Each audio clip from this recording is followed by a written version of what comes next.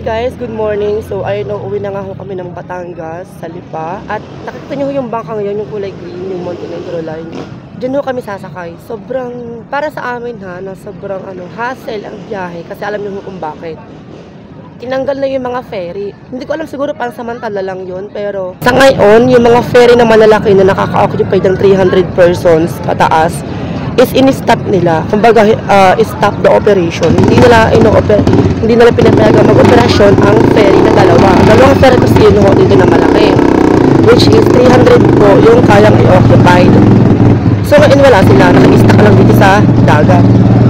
Yun, kung nakikita nyo, ayun yung mga ferry na kaya mag-occupy ng 300. And then itong Montenegro line sa maliit na ang kanya lamang kayang i-occupied ay 60 na katao.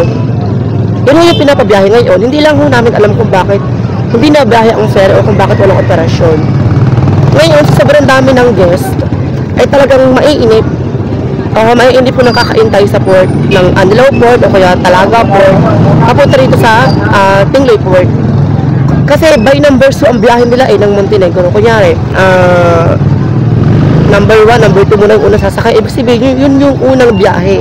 Kasi isa lang siya na biyahe. Balik-balik lang siya.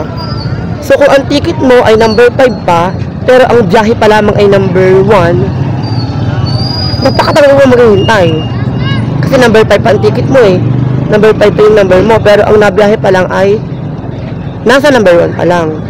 So napakatagal maghintay, lalo na kung madami kayo. Kaya guys, kung pupunta kayo rito sa Tingloy, siguraduhin nyo na maaga kayo sa Batangas Port. Ay hindi pala, maaga kayo sa Anilao Port kasi doon lang naman ang sakay papunta Tingloy. But Anilao Port o kaya Tingloy, Anilao Port o kaya ay Mabini Port doon sa Talaga. Kasi lugi kayo kung madami kayong pasahero. Ngayon, pabor iyon sa mga matyagang maghintay. Pero kung yung katulad mo na hindi ka naman matyagang maghintay, lugi ka. Kunyari number 5 ang ticket mo tapos nasa number 2 pa lang yung biyahe. So maghihintay ka pa ng 3, 4 bago pa 5, edi tanghali ka na kung kahit ikaw ay mapagod dyan. Sige. So kailangan agahan nyo, kung kinakailangan ng mas maaga, agahan nyo para makuha nyo ang ticket number 1. No, kasi yun kasi ang dito, yung kasi ang style dito, by numbers ang ticket. Kasi nga isa na ang biyahe which is Montenegro na 60 katao lang ang kayang i-occupied. Hindi ho namin alam kung bakit. Kami taga-Tingloy, hindi ko alam kung bakit ang ferry ay hindi ngayon nabiyahe. Kaya pala hindi ko na makita sa page. Tinako ko sa schedule, kaya hindi ko makita. Ayun pala ay wala, hindi pala nabiyahe. So Montenegro lines lang ho ang nabiyahe. Ay tulad ho niya ayun yung iba, tulad na rin, RA number 4 pa lang. Number 4 pa lang ang pinapasakay. Ito, yan, mga number 4. Ay, mga nakasakay na pala ang mga number 4. Ang ticket ko nung nakuha ay number 8. So, diba ga? Anong oras na? Kaya na pa kami ritong 7 lampas. Mag-aalas 8 na. O, di bago mag-alas 10 pa kami makakasakay. Number 8. Diyos ko, di katagal-tagal pa. Babalik pa rin. Ay, mga 30 minutes lang naman. Sa kagaya ko naman nga ho na medyo matyaga maghintay, walang problema. Pero dun sa mga kagaya ng iba na may mga lakad pa sa bayan o kaya may importante pupuntahan, tapos ang ticket yung mga panghulo pa ay maghintay kayo, magtyaga kayo maghintay at wala ho tayo magagawa doon. Ngayon inisip ko lang, bakit nga ang ferry hindi nabiyahe, hindi pinapabiyahe, isa lang na nabiyahe Montenegro lines lang. Kung alon pa yung kaya mag-occupy ng mas maraming pasahero, siya pa yung naka-stock ngayon. Mahirap sa mga residente ng Tingloy na like senior citizen, although pinapriority naman nila ang senior mga buntis, pero kahit na paano kung ang number ng senior o kaya ng buntis ay nasa pahulog number pa, hindi maghihintay pa din ng matagal. So ayun, yun lang naman yung napuna ko ngayon. Kasi umuwi kami November 1, talagang dagsaan tao. Buti na lang yung number na nakuha namin ni para-paraan na din, para makauwi ng maaga. So nakauwi naman kami ng maaga na hindi hassle. Yung iba kawawa kasi hapon na, yung iba nag-refund na ng ticket, ipinagbili na sa iba yung ticket nila kasi nga ay hindi na kaya, kasi uuwi na sila kinabukasan. Ano pa ka nalang ititigil dito sa Tingloy, diga? So wala na. Kaya ayun, kung pupunta kayo rito, kailangan agahan nyo para makuha nyo ang ticket number 1, ticket number 2, gano'n. Yun yung mga unang biyahe ng Montenegro Lines. Kasi nga po, ang ferry ay hindi bumibiyahe sa ngayon. Ewan, hindi ko na namin alam kung bakit. So, ayun. Kaya may bumiyahe pa ulit, may dumating pa ulit isang Montenegro. Ibig sabihin, number 4 ang sumakay na. Ibig sabihin, is either 5 and 6 pagsasamahin na. Kung yung may ticket na number 5 and 6, dito na sila sasakay sa pangalawang dumating na Montenegro. Ay kami number 8 pa, di ba maya pa kami? So, kapag dumating pa yung number 4, dito kami sasakay. So, yun yung extra na rito. Kaya, yung mga ibang person is for the wait. For the wait ng mga person dito sa Tingloy Port. So, yung mga matutsaga po mag-intay dyan, Gora, kaya natin yan. Yung mga lakad, edi, pasensya, tinanghali kayo. Charot lang. So, kaya next time guys, kapag pupunta kayo dito, agahan nyo na lang. Kung pupunta man kayo o pauwi man kayo, agahan nyo na lang para makuha nyo ang ticket number 1 and 2. Nang sa ganun ay maaga rin kayo makaalis. So, yun lang. Tsaka ngayon, okay naman, organized na, hindi nakagulo. Palabasa siguro dahil kakaunti pa nga masyado. Unlike dati na Holy Week, talagang tambak ang tao. Hindi ba maintindihan kung paano ka sasakay. Hindi na ma-organize ng mga tao, gawa ng, hindi na rin naman nakikinig ang mga tao. Hindi nila ma-organize. So ngayon, medyo kunti pa lang naman na ano pa yung tao na tolerate pa, napapapila pa ng ayos. Hindi masyadong maingay, hindi masyadong tambakan. So ayun lang naman po. So overall, sa Montenegro, okay naman siya. Once na sumakay ka sa Montenegro, mabilis naman siya. Makakarating ka within 30 minutes. So yun lang, wala akong bad comments sa Montenegro, okay naman siya.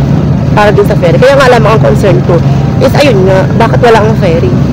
Kasi lagi kami sa ferry na sakay. Kaya ganun. So, ayun, sana maibalik ang ferry, para hindi na hassle sa biyahe. Kawawa naman yung iba naghihintay. Napakatagal. Yung iba inabot na ng gutom. Tulad ng napunta pa sa malalayong lugar o sa mga lalayong lugar pa nang galing. Para lang makauwi ng Batangas. Tapos, may stuck lang dito sa port kasi nga, naghihintay pa ng bagong biyahe. So, ayun lang. Thank you guys sa panonood. And, yung mga naiwan dito sa Tingloy, just enjoy your vacation. And then, once na bumalik kayo ng Batangas, agahan nyo lang dito sa port. Okay? Bye-bye! Stay safe! So, ayun tulad niya. Yung umalis tayo number 4. Ngayon, pila na. Isang linya lang ho, isang linya. so, ngayon ho, ticket naman number 5 ang sasakay. So, sa sunod, pag bumalik yung ticket number 4, ticket number 6 naman ang sasakay. And then, pag bumalik yung ticket number 5 na to, ticket number 7 naman. So, kami ticket number 8, maya pa kami. Nung oras na mag-8 na, siguro mga 10 kami makakasakay. Alas 7 pa kami rito lang pa. So, diba, napakatagal na paghihintay. Pero okay lang naman, worth it naman. Kasi wala naman akong pupuntahan. Yung may mga pupuntahan ng maaga sa bayan, yun yung lugi. Kasi maya-maya pa sila makakapunta. So, eto, ticket number 5 lang muna. Ticket number 5 lang ho ha. Ticket number 5. O, ticket number 5 daw. Kasi nung last time, umuwi kami noong November 1 dito, ng isang araw. Dalawa-dalawang number, kunyari 1 and 2, 3 and 4, 5 and 6, 7 and 8. Kaya madali. Ngayon kasi, iisa-isa. Kunyari, number 5 ang ticket. Number 5 lang. Hindi pwedeng isama ang ticket number 6. Kaya ako sa may hawak na bata. Pero ayan, so far, kakaunti na naman ang mga tao. So, makakaalis na rin siguro ito maya-maya pala ng konti. So, ayan. Pero may mga nagdadatingan pa din, napaalis. Mostly kasi mga guest ang pasahero. Kunti lang yung mga residente. Siguro nag-aalis na rin kahapon yung mga residente. So, mga guest na lang ang natira. So, ayan. Ito yon. Ticket number 5, din yung ticket number 4. Pag dumating siya dito, ticket number 6 naman yung sasakay. Tapos pag dumating naman to, ticket number 7. So, ganda lang yung eksena. Maganda naman yung flow. Kaya nga lang, hindi siya pabor sa mga masyadong mainipin. So, ayun guys, yun lang naman. Update ko lang kayo sa mga biyahe dito, sa mga uuwi at nagpaplanong umuwi ng Tingloy. Ngayon, siguro, hindi pa rin papayagan ang ferry. Hindi ko alam kung bakit hindi pa makabiyahe ang ferry. Siguro ito hanggat wala pa ang ferry, wala tayong choice kundi dito sa Montenegro. Okay naman siya, wala naman comment sa Montenegro. So far, good naman ang service nila sa mga pasahero. Medyo mabilis siya, within 30 minutes. Unlike sa ferry, na medyo matagal. Pero mas comfortable pa naman sa ferry. Para sa akin lang. So, ayun. Okay, wala akong upo sa monoblock. Okay, bye-bye.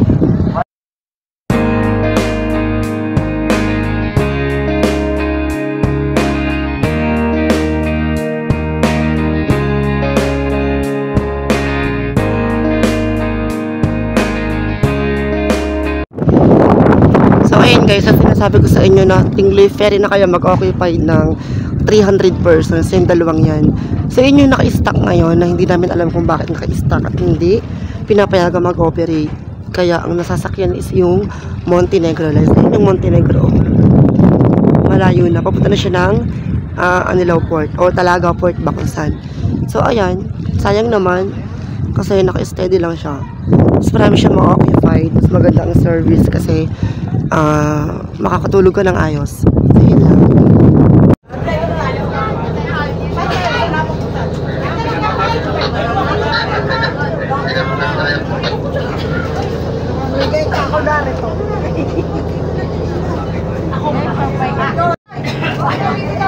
Hey, so ayun guys, nakasakay na kami ng Montenegro and time check, it's already, anong oras na? Anong oras na? It's already 9:35, so ayun, alas 7 kami rito nagpunta, pero 9:35 kami nakasakay. So ganun katagal maghintay. Sa amin naman, sabi ko kanina, yung mga hindi matyaga maghintay, good luck, pero kami matyaga maghintay, hindi good luck. So ayun lang, bye bye!